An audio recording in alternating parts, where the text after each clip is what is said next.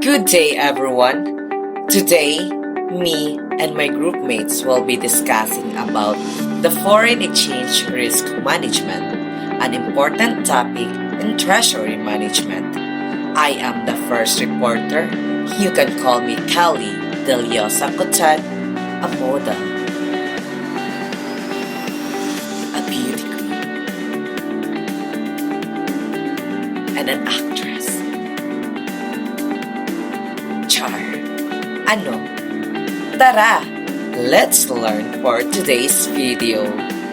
A brief explanation about foreign exchange risk is that when a company accepts payment in a foreign currency, it is exposed to foreign exchange risk. Why? This happens because exchange rates change over time.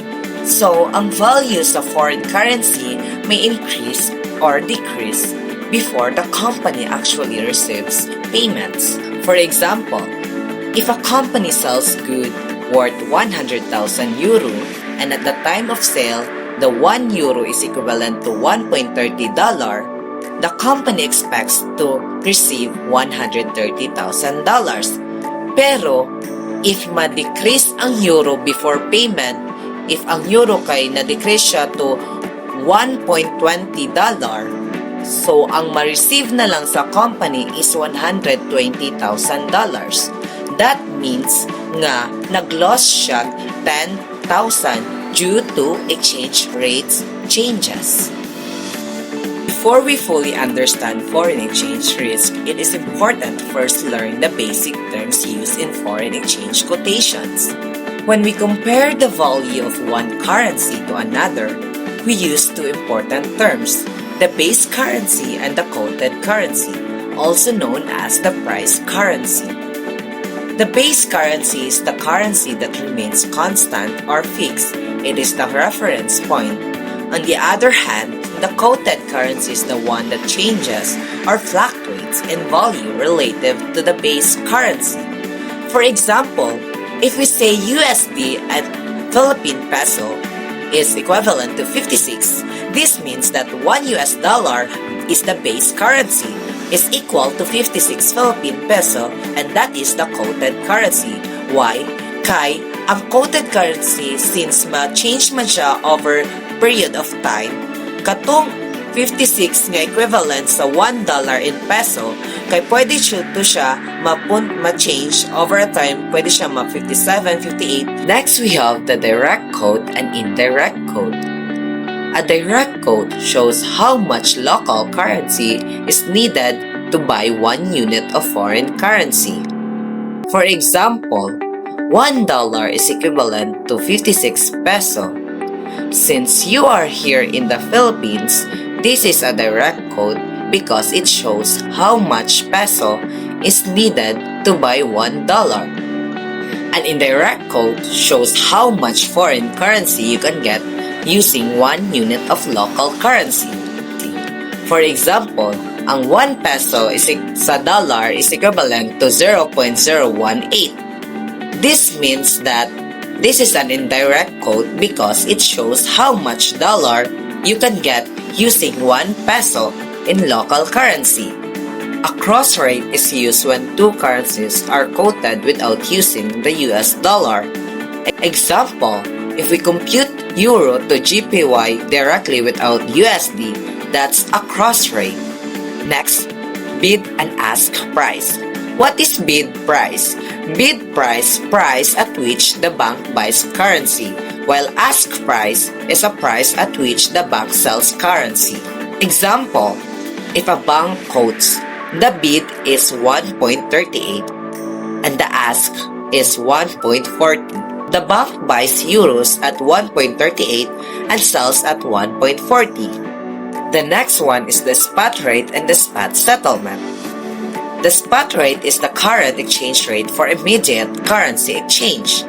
For example, let's say today the exchange rate is USD dollar is equivalent to 56 pesos.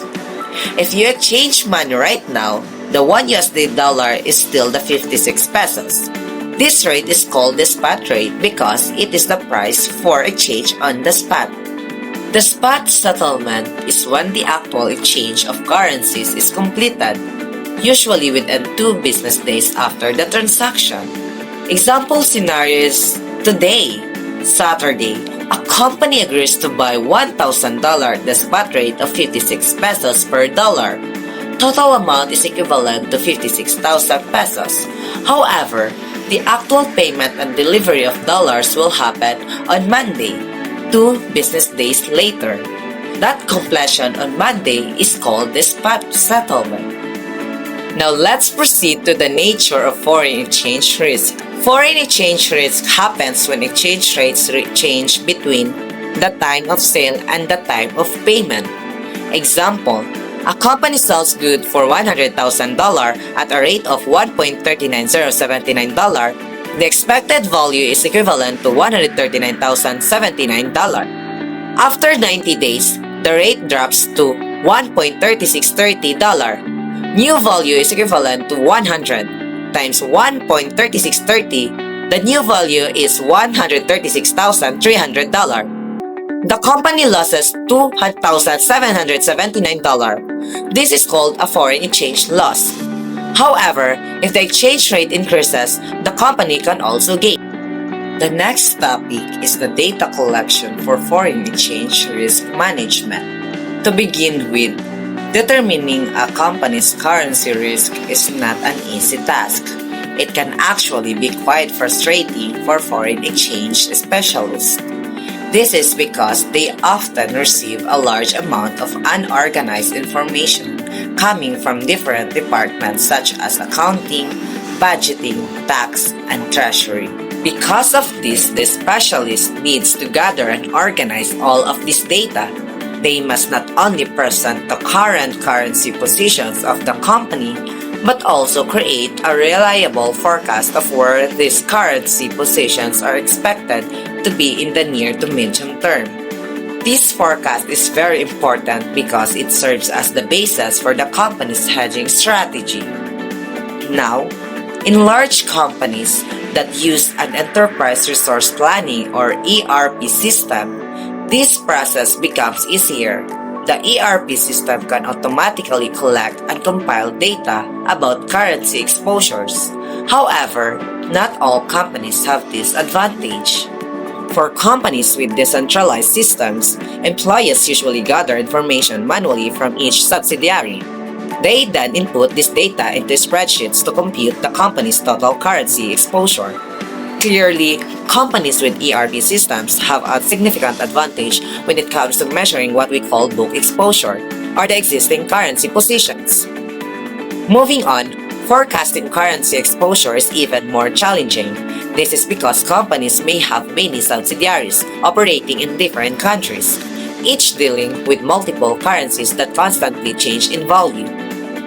That's all for my topic. I hope you enjoy and learn for today's video. Once again, this is Kelly Deliosa Cotad, your Miss Paninda Queen International 2025, signing off. Good morning everyone. My topic is all about foreign exchange hedging. So, what is foreign exchange hedging? Are method used by the companies to reduce the risk caused by the changes in currency exchange rates. There are 3 main foreign exchange hedging strategy. Number 1, do nothing. Just accept the risk and deal with any gains or losses when they happen. Number 2, change how you do business. Use internal rules and practices to lower your risk without using special financial tools. Number 3, use financial contracts. Use tools like forwards, futures, options, or swap to lock in exchange rates and protect yourself. Hedge, ratio, and forecasting. A company doesn't have to protect the 100% of it during money because hedge ratio is the percentage they choose. Sample, Toledo tool makers. Number 1. Stable environment predictions are usually correct and the cash flow is steady. they can hedge a higher percentage like 90%. Number 2, unstable environment prediction are often wrong and the cash flows jumps up and down a lot. It's harder to plan, so they hedge less 60%.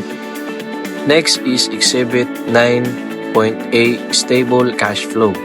As you can see, this table shows the forecast amount is always a bit higher than the actual amount, but the difference is small, only negative 3% and negative 11% because it's predictable. The company can safely hedge most of it, while Exhibit 9.b Unstable Cash Flow, it shows that sometimes the forecast is way off, like in April. They expect 3,982 but only got 1,862, which is a huge difference of negative 53% because it's so unpredictable. Hedging less is safer. Next is additional consideration. Granularity. You don't have to use the same percentage for everything. If you can predict one currency well, hedge more of it. If it's unpredictable, hedge less. While hedge accounting is an accounting rule that lets you wait to record gains or losses until the deal is finished, which make your financial reports look smoother. Next is accept the risk. This is the simplest way that you don't have hedge at all. You just have to record the profit or losses as they happen. Let's move to internal business practices. Number 1, get paid in your own money. Make the customers pay in your currency so they take the risk, not you. Number 2, add extra fees. Charge a little more of the pay in foreign money to cover your risk. Number 3, get paid fast. The longer you wait for the payment, the more risk you have. So try to collect money quickly. Number 4, borrow in the same currency. If you are getting paid in euros, borrow in euros too. This cancels out the risk. Number 5, buy from the same place. If you earn money in a country, try to spend money there too, so inflows and outflows match. Number 6, bank's account in foreign currencies. Keep the bank accounts in the money you use often so you don't have to convert it every time. Netting arrangement. Netting is a way to reduce the number of the payment and lower the risk by combining what you owe with what other owe you. Unilateral netting, you add up all the money moving in and out within your own company branches and only pay the financial difference. Bilateral netting, two companies calculate what they owe each other and only pay the balance. Number 2, multilateral netting. Many companies use the central system to settle everything together. Lastly is derivatives forward contracts. This is the most common tool.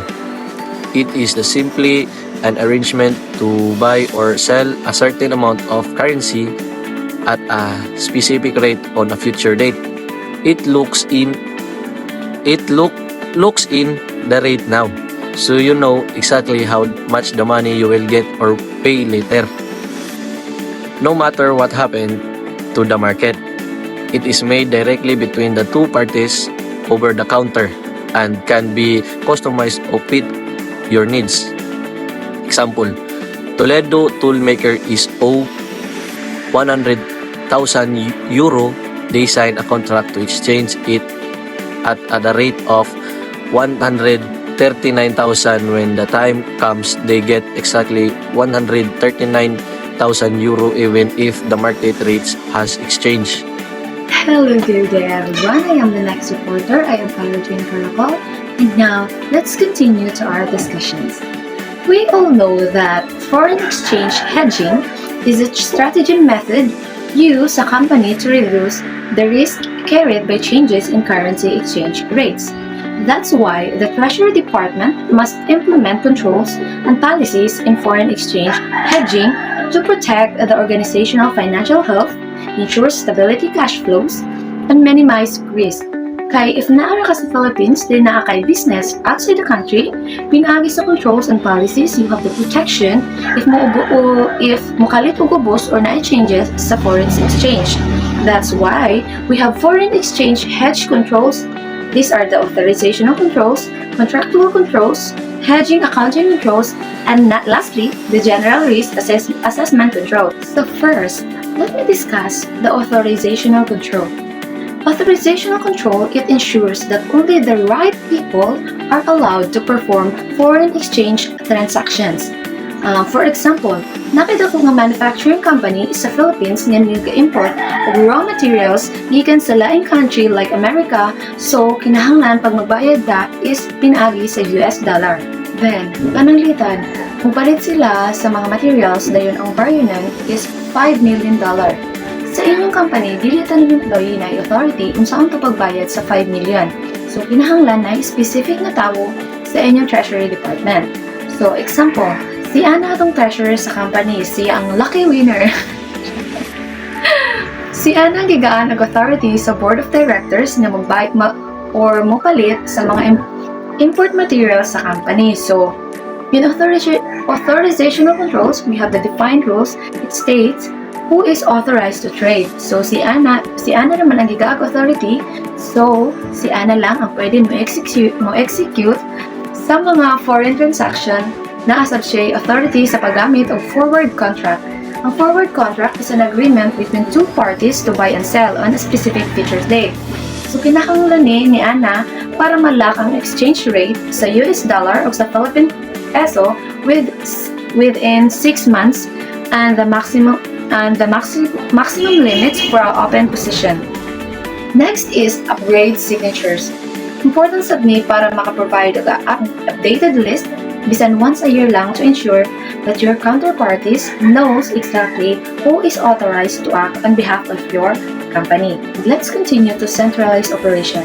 Instead of each branch or department dealing with brokers for their foreign currency, gustahon ra dapat ilang needs to the Treasury Department in the head office. So, diba guys, si Ana atong one and only authorized person about Ana. So, si Ana ra ang pwede mo transact outside the country.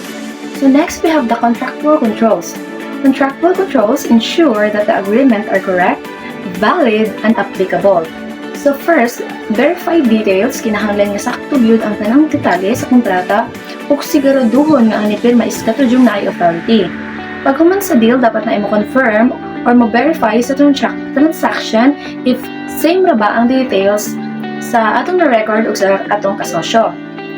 And use standard agreement like International Swap and Derivatives Association or ISDA.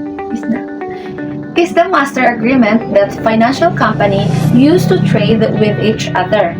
So, imbis nga maghimo sila bag-o nga kontrata kada trade, usahon ra ang kontrata nga gamiton para sa tanan nga deal. Diha masulod ang mga rules kung usahon pagkwenta ang kwarta, unsay mahitabo if dili makabayad ang usa ka party o unsaon pagsulbad ang mga problema para sa dali o mas klaro nga transaction.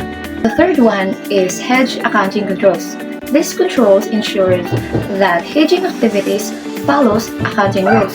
It is important to document everything and you must write down all details about the hedge as soon as you start it. This is required to follow the standard accounting rules. And the last, the general risk assessment controls. These controls help evaluate and manage overall risk exposure. Before to enter o agreement sa laing business, kinahanglan nga kabalo na ta sa ilang financial status ug dapat always kang ready kung maubos ilang credit rating. So, regularly analyzing hypothetical scenarios, particularly what the financial impact would it be if the company choose not to hedge in foreign currency positions. This helps to identify and understand the true extent of potential exposure and the value of hedging. And lastly, don't forget to audit spreadsheets annually to prevent errors in calculating or missing data that could affect decisions. We are already done in foreign exchange hedge controls. And now let's continue to the foreign exchange policies. These policies are designed to ensure consistency in financial reporting, set clear limits on trading activity, and define who has the authority to make decisions. They are divided into the three main categories: the accounting consistency policies, deal boundaries, and authorization policies. So let's tackle first the accounting consistency policies. The accounting consistency policy it ensure accurate and uniform financial reporting, always use the same method. Kinahanglan dili usbon-usbon ang pamaagi sa pag-check if effective ba ang hedge para consistent ang result sa atong kita. Kinahanglan nakaset ang standard na percentage. Example, 80% para dali ug mas klaro sa tanan kung kanus ang makonsider na highly effective o maayo ang resulta sa hedge. Next is deal boundaries. It limits risk by controlling how much and how long the company hedges. So by this, the company must set specific target percentage for hedging. Like example, 70% para sa mga kailangan karon nga sure na jud, and 30% para sa future forecasts. So importante sad nga always tama check o i-compare ang tinuod nga status sa atong money o sa atong gi-expect para masiguro nga sakto paghihapon ang atong target o dili mawala ang controls. And also gikinahanglan nga naigi-set nga maximum limit para masiguro kung unsa kadugaya ang duration o lifespan sa usa ka kontrata. Kung pila ra ang maximum value sa matag trade, kung pila ra sab ang total nga gikinahanglan sa tanan nga trade, o this limit should review and updated regularly as the business changes. And we have authorization policies. It defines who has the power to approve and conduct transaction. So we have the treasurer authority. So ang treasurer jud ang dako og responsibility about ani kung kinsa to ang atong treasurer. So, di ba si Ana, very good. Kung naay mga bangko o partners nga always sayop, hinay o makahatag og problema sa operation, ang treasurer ang mag-decide if hunungon na ang pakitransact nila o dili. And if we do hedging activities, kinahanglan nato ang board approval gikan sa board of directors. Dili pwede magsugod og bisan unsang hedging activities if wala pa giukihan o giaprubahan sa board. And lastly, the sales contract review. Bisan unsa nga contract sa pagbaligya o sales contract na gamiton og foreign currency, dili pwede pirmahan o i-confirm dayon sa sales team.